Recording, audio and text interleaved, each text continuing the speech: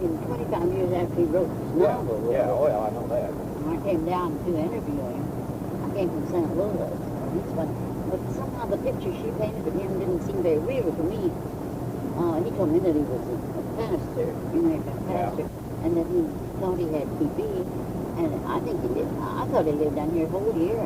And I told you that he said he encountered such warmth and friendship, and that when he came back, it was so commercialized. He said he just wished he hadn't come back. Now, I told you all this. Yeah, well, and he said, but there's a hamburger place on every cross section. Yeah. Everybody's out to really make a buck. Yeah. Certainly gave the tourists something to come see. That. And when I told him that, I thought he had to help them, though, because people hadn't had any way to earn money before down in the hills, and that now they could with their grass. And we said, well, that made him feel a little better, but now you tell me that you don't think it's the native people making the grass, so that kind of spoils that, doesn't it? Well, I just mean they're not all. They live in the Ozarks, but they aren't from here originally. But of course, this was so long ago. This was in the 1930s, I guess. Now, you interviewed Katie Kentley, too, didn't you? Huh? Didn't you interview Katie Kentley? Oh, well, yes, but then I grew up knowing her, you know.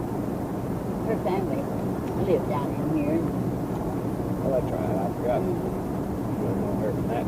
Her daughter had a hotel in Ozarks. We ate there a lot. No, I've known Miss Kentley. I just can't remember when I didn't know her. When I was married, she crocheted an American flag for me. Yeah. The stars and brothers. Was her English with an accent? Yes, I'm sure it would have was. been. Yeah. But now, she divorced the husband, didn't she? No, not that I know. Who, Mr. Cameron? Oh, no, I don't think so. Oh, no. She was married to an Austrian, Heidi or something, I forgot. But anyway, he was the bandmaster for Maximilian. Yeah. And when they came over here, when Napoleon sent the troops over to take over Mexico, and he was to make Maximilian emperor, so she told me. They came, but he was injured, the husband was, in the fighting, and they escaped and finally got up to St. Louis, and he died there. Oh, and that's then what it was. Mr. Kentley was there buying supplies for his store down in. So she married him there, and they came down. He lived. I raised a big family. The Kentleys were just a very fine family. There's still quite a few of them, I guess, down around now as well. And one of them I know wrote poetry. He used to, Willie Cannon. He used to come up and he'd stop and read his poetry to me. Oh. And I was a little girl. Not so little either, because very popular. And Margaret Lyons? Marge Lyons. And then they came down in here, and she was, and lived, I don't know what town, Marshfield or someplace, and her husband had been a judge or something. She always called him the judge. And they lived down here. But she wrote several books, and the last one she wrote was on Arkansas. Who wrote for Arkansas? Yeah. It was just a Chamber of Commerce business. Not very good, but she wrote some things about the Ozarks that were good. Green grows the grass or something, 3 or 4 of them. I don't remember the titles, I should. And, but no, then she wanted to do it, but in the meantime, Mrs. Mackey's poetry had been picked up and published in lots of papers, St. Louis papers. And I told you I had noticed a little bit of verse before I'd ever heard of her. It was about a guinea hen. And I liked it so well that I just wrote a note to the woman who had written it and told her that it appealed to me so we had struck up quite a correspondence over that little portrait. Well, Marge had heard about her column, her newspaper column in the country paper, and she wanted to write a biography, and did. I guess they lived, I don't know, she came and lived with Marge in home kind of, or whether Marge went with her. Anyway, they stayed together. But then when she got it all written, she didn't, evidently Miss Mankey wasn't pleased. She kept wanting to change everything. Oh. That was the source of it. Oh, I didn't tell you what she said. She said, and I said, what'd you do? You never closed? She said, no, I haven't. I said, are you going? She said, no. And said, where is it? She said, well, I wrote across it the biography of a bitch and threw it up on the ledge in my closet. So last I heard, that's where it still was. That would be too bad now because... oh, well, they're probably, you know, living together there, and one wanted to ride another. I imagine a little bit of heated temper, you know, a little bit of friction on her. Well, she sure, Doug, you can tell Doug really speaks from his heart, doesn't he? Yes. When he talks about the people. Really. And she wrote well. I never read an awful lot of her stuff, but the little book or two of verses, well, some of her verses were lovely. You know, most of these poems that are published by local people are pretty shoddily done.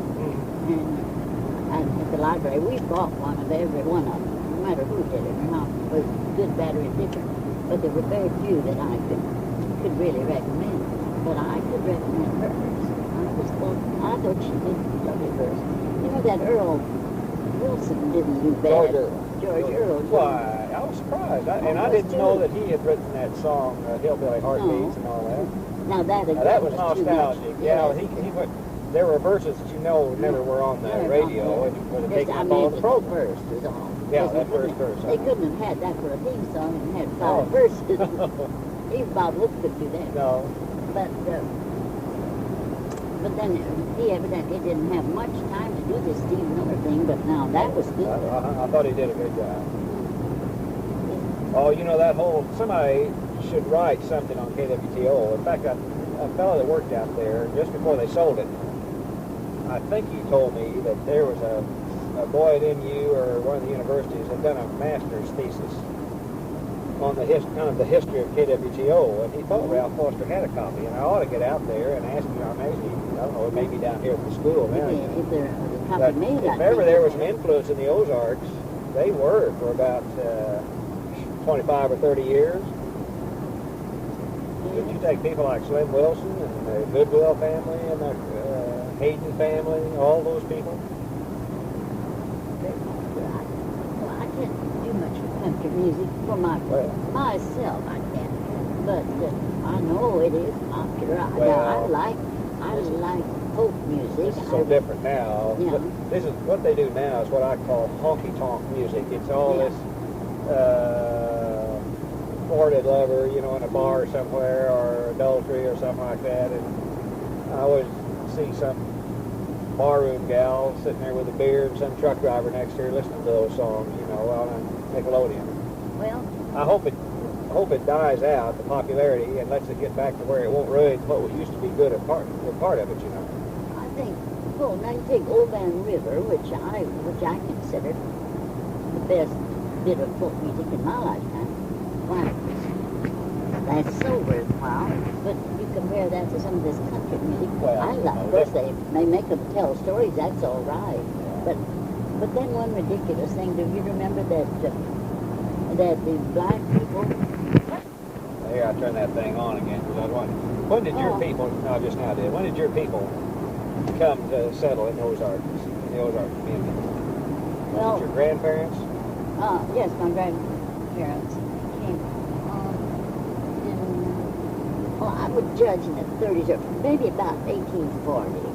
My grandfather Adams, my great-grandfather, was killed or died, and so my grandfather brought his mother and 2 sisters, and I guess they drove ox and came. I think that's going about 1840, I think. There were already some white people there. Yeah. Schoolcraft had already been through there, and there were a few people that had come there around Ozarks. Springfield was a community by then, see, by the 1840s.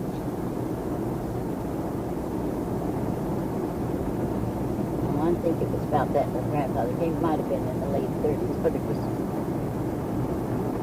before mid-century. Well, did any of them fight in the Civil War? Or? Yes. I've had brothers that did, and my grandfather Crane, on my mother's father, was in 4 years in the Civil War. Confederate or federal? Oh, and federal.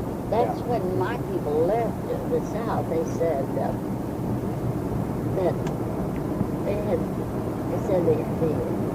my father's people, the Adamses, they said, well, if they had members of their family died to establish the government, United States government, and they certainly weren't going to try to tear it down.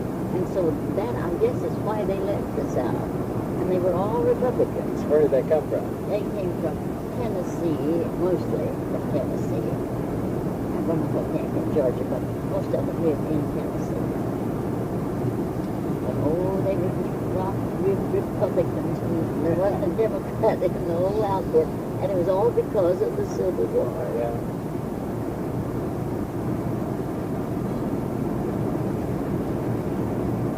Any of them owned slaves. Very few did in this part of the country. There were a few people around few did, in Springfield, But I remember my father, he thought it was so bad that the black people couldn't read and write. And finally he said he was going to run the school board. And he was going to see to it that black people at least learned to read and write. Well, he couldn't get any support for that. But he finally told the board that unless they had some way to teach the black children in the town, none of the older blacks could read, and that he was going to have to come after, late in the afternoon. He was in the bank, he always came home pretty early, and he was at least going to teach them to read and write. So finally, they did start a little school, one-room schoolhouse for the blacks, and got a nice girl to teach it. And so some of those kids that went to school there went on. There was one family, the Haydens, and they went on and went, I guess, to Springfield and finished high school. One or two of them, they had a year or two of college, which was just unheard of then. Oh, yeah. And Father said he wouldn't ever permit us to use the word nigger. He said, I can't think of any more cruel thing than to cause people to suffer because of the biological accident of their birth. He said, now, is it any credit to you that you were born white instead of black? Well, no, it wasn't, And that's when he said, too, about never boast about your family because you go far enough back. Yeah. In any family, you come to a horse thief. Well, was that favorite uncle older or younger than your dad? He's older. He's the oldest other man, uncle. What was his name? Well, we never called him anything but Uncle Doc. I never put his name actually was Thomas, but I never even called that. And I don't know where they got the Doc. Of course, he was the oldest of the family. We raised children finally in the family, and they lived here in the South. Her grandfather, after he had come, I told you, he stopped down there and then killed a bear there at the Ozarks Spring, and said there wouldn't be too many people there. There wasn't anybody there then, they said, but he moved on up the creek, and he wouldn't take that good land over towards Nixa.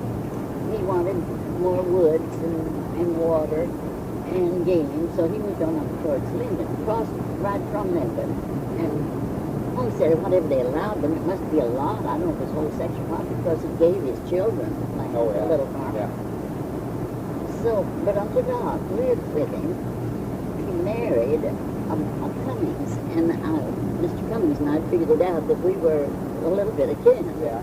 Well, and Kate wasn't blood kin, but anyway, her name was Cummings, and she just fitted right in. So Uncle Doc was kind of rough and uncouth in a way, lots of fun. But Aunt Kate was just what I would call a born lady. She had a soft voice and the daintiest little hands.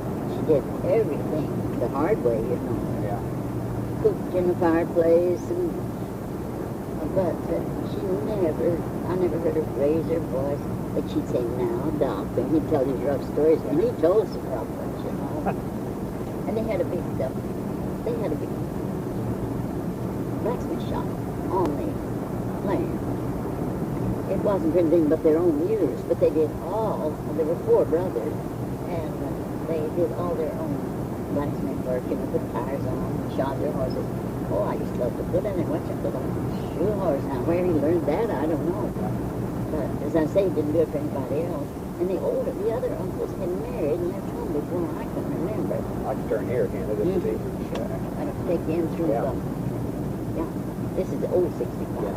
It's better, I think, or prettier. Oh, is he the one? Yeah, go ahead. Right outside the front door was the old cemetery, right in the front yard. All the family's buried there. Is it still over there? Yeah. You call the Adams Cemetery? Well, I guess it is. It never had a name on it, but it really was. And we always pay from the neighbors and the man up there now that we can give something to him that'll have perpetual care. But just a tiny place. But my grandfather and grandfather and aunts and uncles and cousins are buried there. But Father wasn't. He was buried down at Ozarks. Was Uncle Doc the one that gave the preacher the ride that time? Yeah. Tell that story. Well, it's so tough, but he loved practical jokes, and he'd take them, but then he sure dished them up. And as I told you, what a wonderful hunter and fisher he was. He just was almost unbelievably good at everything. He wouldn't have kept a squirrel if he'd shot it in place except in the eye, with it running so. My aunt and uncle from Kansas City were here, and Uncle had all the fine equipment for fishing and hunting, things we'd hardly seen. But Uncle Doc said he knew a very fine fishing place. He's going to take us. We can go in the old road wagon. So my aunt sat up on the spring seat with Uncle Doc. The rest of us sat back in the back. My brother was there. But just before we left, this Baptist preacher came along. And I told you that nobody ever passed without being invited in for a meal and to stay all night. So we told him we were going fishing, and he said, you just love to go in and flannel pants and a blue serge coat. He looked very elegant, you know. So we started out, and we went way off up the creek. And suddenly we were going along, and on the left, we were on the right bank of the creek. And it was pretty narrow, but pretty deep right there. And this we got Uncle Doc said, oh, I want to show you on the side. He just pulled the horses. He always had trouble looking at it. He just pulled that team of horses right down into that deep water where they went clear out of sight. And in the moment, they came up because I say it was very narrow. And when they did, you know what happened to them? They came right up at them. The wagon did just what they had done. It just went right down and right up at everything. In and our picnic lunch, all my uncle's fine fishing stuff, and his fine Kodak, everything washed out. And here we were just dripping wet, and we had to stop now. My brother got out and dived for all the equipment got there. And that's what you thought about Uncle Doc was. I said, how could you do that, Uncle Doc? It just ruined everything. He says, I never could stand a feller in ice cream pants. And that was what had upset him about the preacher, was his white flannel pants. You should have seen him. Then they go through that dirty creek water. Did we go past this tree down here that you told me about where they had a hanging one time? Well, did I point out the very tree? I'm no, not sure. You just said where you thought it was. I'm not sure about the tree. It never was pointed out to me. But they did have it, and the man was hanged there. Well, I think it was that Bolin was. No, it wasn't Bolin. Bolin's the one that cut his head off. Yeah. But this was a man that was hanged, and he had stolen a horse. And they just hung him and left him there. And there was a teacher who was teaching way down in one of these country schools, and she brought her whole flock of children up to see him, to show what the wages of horse stealing, which was the worst known crime, her father said. And he'd been hanged there so long by that time, and it wasn't pleasant. It was July weather, and the parents were so aggravated at that teacher. I can imagine. Now this boy, he was you know that story, don't you? About his head. Yeah. They brought up now, one of the teachers up there told me they boiled the head. It got so rare that they boiled it so they could take it to Jefferson City. But then I don't know what kind of food they'd have then from a skeleton. You know, used to it now. We have dental work, but I was supposed to do it then. Well, those were different times. They were sure don't.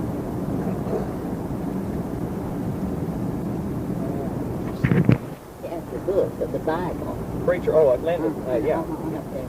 And, but he couldn't read it. He's still there. And he said he'd hold the book and read. Yes. And he told about a little boy. They were trying to teach this little boy. They, of course, didn't have the schools.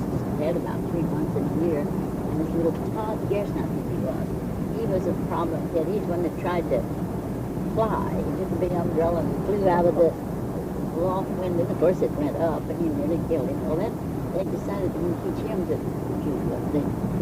read. And they took him to school, and he just worked and worked. And finally, he said, he jumped up and he said, he's going home. And they said, why, Todd, you can't do it. And he says, yes, if that's, he said, now that's A. Kept making, he said this. He said, that's A, by God, that's all I want to know. And I'm going to, and he said, never needs to do another day in his life. So A's the only letter he learned. Only letter he learned. Now, I'll tell you one story that I really think is funny, and there's a kid, a little fat kid, and they lived right here on this corner. And that was the Welch's hotel. And this little boy was so fat, and he was so mean, that all the little kids were down the coach and turn right up. The kids were just scared death of him, and this little boy farther down here who lisped just terribly. And this Welch boy just gave him a hard time, and the little kid would come down by our house to go to school so he wouldn't have to pass the Welch boy, who was very hard. But finally, the family's going to move away, the little district boy's family's going to move away from Ozarks next to the middle. And we had a big gray wagon. When people moved, they put their whole furniture on this big thing and drive, maybe to the station to put it on a thing. But they had all their household goods on. And it came right up that street. And this little boy was way on top, all that furniture, this big thing, and this Welch boy came along.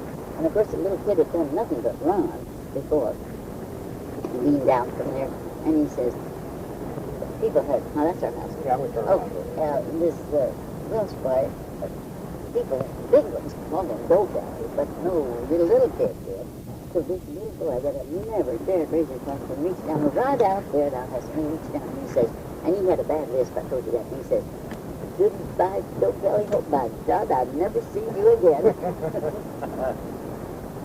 Oh, we thought that was so funny, and we were always, if we didn't like it, we were saying, goodbye, go-belly.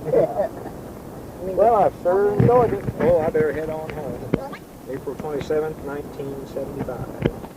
Come on, be the best. Don't let ever get far. Come a second boy. What is that walking my old East Side? He's been to the wild wolves and has won him a bride. Why is he digging in the sand below? He's digging a hole so his wife and kids can have him a home. Only he came home, he been bit by a snake. Well, I give him some fat meat and I baked him a cake. He ate the fat meat and looked up with a grin. Then he picked up the cake and he carried it away to the wild wolf's den. Come on, Lee! Yeah! Come on, Lee! The best old dog that ever did bark up a second more tree. Come on, Lee! Come on, Lee! The best old dog that ever did bark up a second more tree. One day I was running on the mountainside. I found a dead wolf. It was old Lee's bride.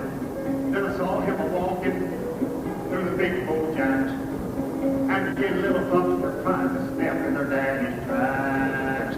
He brought them home, and I guess you know, I fed them on half meat, and I fed them on dough. Their father taught them how to make the kills. That's how we got our big bear dogs in the Ozark hills. Come on, Lee! Yeah! Come on, Lee! The best old dog that ever did bark up a sycamore tree. Found her. Come on, Lee! Yeah! Come on, Lee! The best old dog that ever did bark up a sycamore tree. One more time. Come on, Lee! The best old dog that ever did bark up a sycamore tree. Yeah!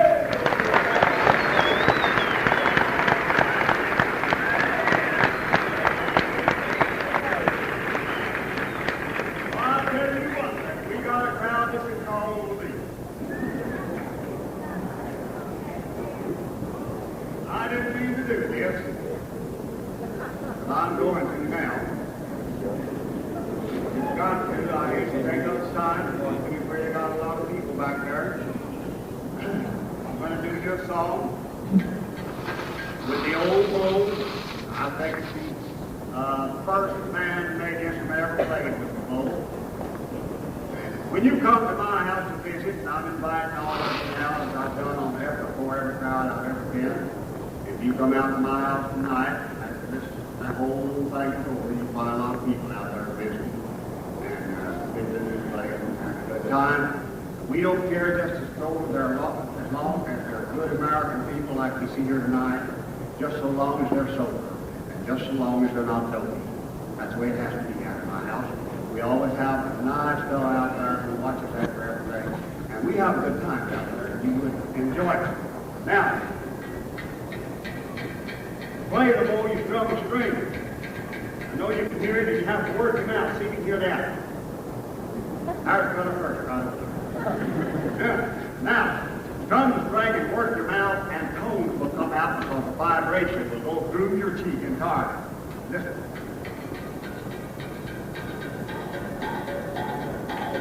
Now, we're going to do this. And we're going to do, we're going to do an old song that came out immediately after the American Revolutionary War. Because George Washington had to have money to run the government, and they tell me they have to do it again.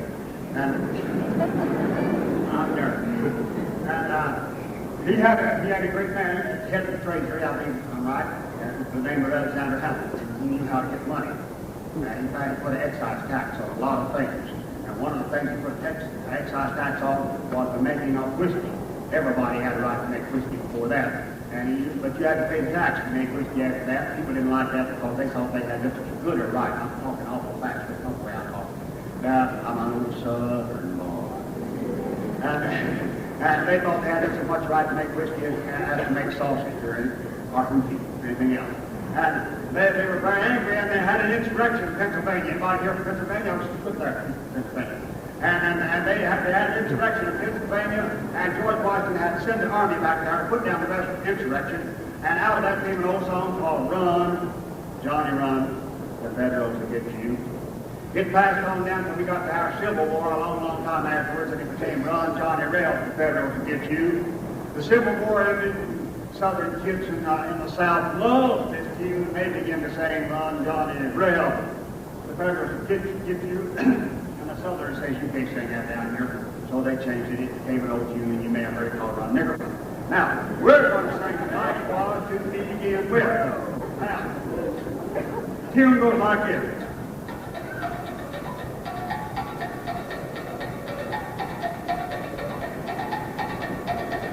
Johnny was down at the moonshine field at the bottom of the hot foot of the hill. He woke up at the break of day and he thought he heard his grandpa say, Run, Johnny, run, you better run to get you. Run, Johnny, run, you better get me.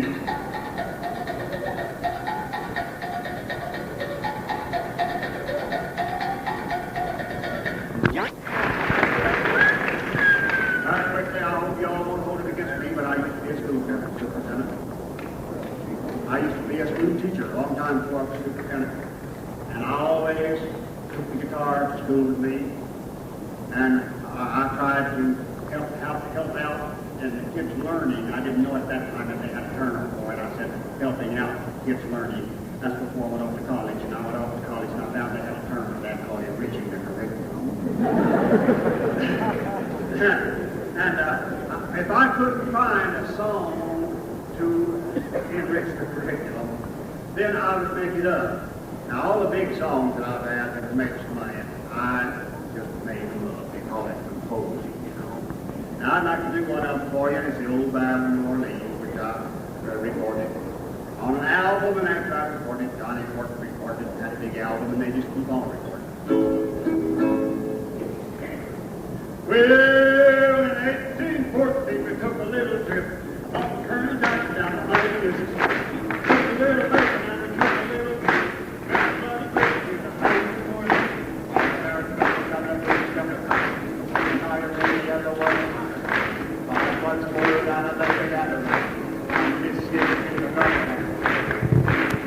I see Mark Jackson walking down the street, talking to a pirate by the name of Genie.